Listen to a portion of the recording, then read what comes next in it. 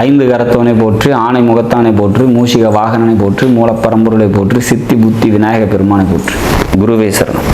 இணையத்தாள் இணைமிதங்களுக்கு வணக்கம். இது 2025க்கான குரு பெயர்ச்சி பலன். வர மே மாதம் 15ஆம் தேதி குரு ரிஷப ராசியிலிருந்து பெயர்ச்சி ஆகி மிதுன ராசிக்கு போகிறாரு.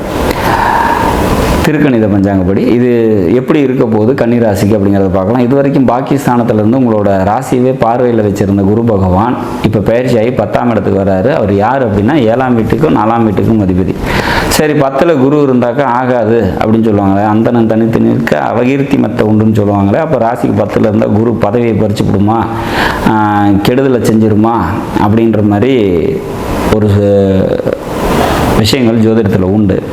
ஆனால் 10ல் குரு நின்றாலும் அவரோட பார்வையோட தீட்சணியம்ங்கிறது ரொம்ப முக்கியம். எப்போவுமே குரு நின்ற வீட்டை விட பார்க்கும் வீடுகள் பார்த்திங்கன்னா சிறப்படையும் அப்படிங்கிறத நம்ம உறுதியாக சொல்லலாம். அப்போ 10ஆம் வீட்டில் நிற்கிற குரு உங்களோட 2ஆம் வீட்டை பார்க்குறாரு. தனம், குடும்பம், வாக்கு ஸ்தானம்னு சொல்லக்கூடிய 2ஆம் வீட்டை, வருமானத்தை தரக்கூடிய வீட்டை பார்க்குறாரு.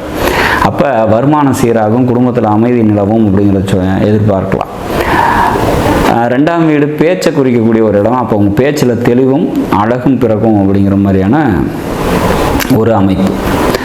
சரி, 4ஆம் வீடுன்னு சொல்லக்கூடிய வண்டி, வீடு, வாகனம், சொத்து இது தொடர்பான விஷயங்களில் மேன்மை அடையணும். ஏன் 4ஆம் வீட்டை குரு பார்க்குறாரு, தாயாரோட உடல்நிலை மேன்மை அடையணும் அப்படிங்கிற மாதிரியான ஒரு அமைப்பு. இப்போ கன்னிராசியில் பிறந்தவங்களுக்கு அம்மாவுக்கு உடம்பு சரியில்லை, இல்லை சிரமத்தில் இருக்காங்கன்னா இப்போ இந்த குருவோட பார்வை மெடிக்கல் சப்போர்ட் அதிகம் பண்ணும், உங்களுக்கு அந்த விஷயத்துலேருந்து வெளியே வரதுக்கு ஹெல்ப் பண்ணும். வீடு கட்டிகிட்டு இருக்கீங்க, இல்லை இடம் வாங்கணும்னு முயற்சி பண்ணிகிட்ருக்கீங்க, இல்லை வண்டியை மாற்றணும்னு நினச்சிட்ருக்கிறீங்க, இல்லை புது வண்டி வாங்கணும்னு நினச்சிட்ருக்கீங்க, இந்த மாதிரியான விஷயங்கள் எல்லா முயற்சிகளுக்கும் இந்த குரு பார்வை கை கொடுக்கும் அப்படிங்கிறதுல மாற்று இல்லை அப்படிங்கிற மாதிரியான ஒரு சுச்சுவேஷன்ஸ்.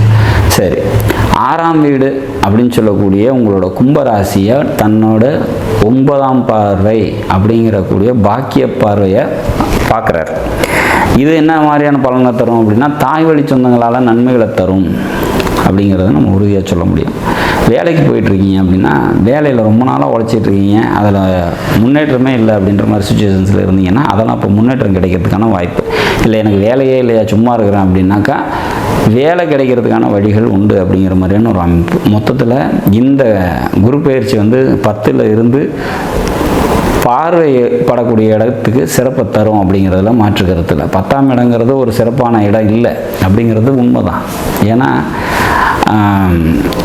ஒரு ஐஏஎஸ் அதிகாரியை கொண்டு போய் ஐபிஎஸ் அதிகாரியாக உட்கார வச்ச மாதிரி, அப்போ அது செகண்ட் ரேங்கில் தான் இருக்கும்.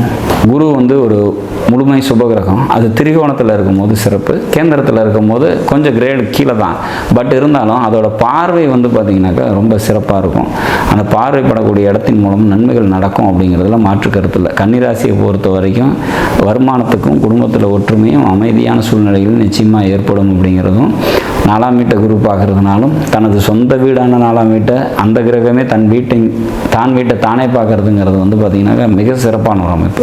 இப்போ அதனாலையும் உங்களுக்கு வண்டி, வீடு, சொத்து சம்மந்தப்பட்ட விஷயங்களில் நன்மைகள் ஏற்படுங்கிறதும், 6ஆம் வீட்டை குரு அவங்களோட ராசிக்கு 6ஆம் வீட்டை குரு பார்க்கறதுனால வேலை சம்மந்தப்பட்ட விஷயங்களில் முன்னேற்றம் ஏற்படுங்கிறதும் ஒரு சிறப்பான ஒரு விஷயம். சொந்த தொழில் செஞ்சிட்டு இருக்கவங்களுக்கு மட்டும் தொழிலில் ஒரு சில சிரமங்கள், அதாவது பணம் கொடுக்கல் வாங்கல் விஷயத்தில் கொஞ்சம் கூடுதல் கவனமாக இருந்துட்டால் போதும். மற்றபடி கன்னிராசியை பொறுத்த வரைக்கும் இது இந்த குரு பயிற்சி அற்புதமான ஒரு காலம் அப்படிங்கிறதுல மாற்று கருத்து இல்லை. நாடும் நாட்டு மக்களும் நலமுடன் வாழ நவகிரகங்களை வேண்டி அமைகிறேன். நன்றி, வணக்கம்.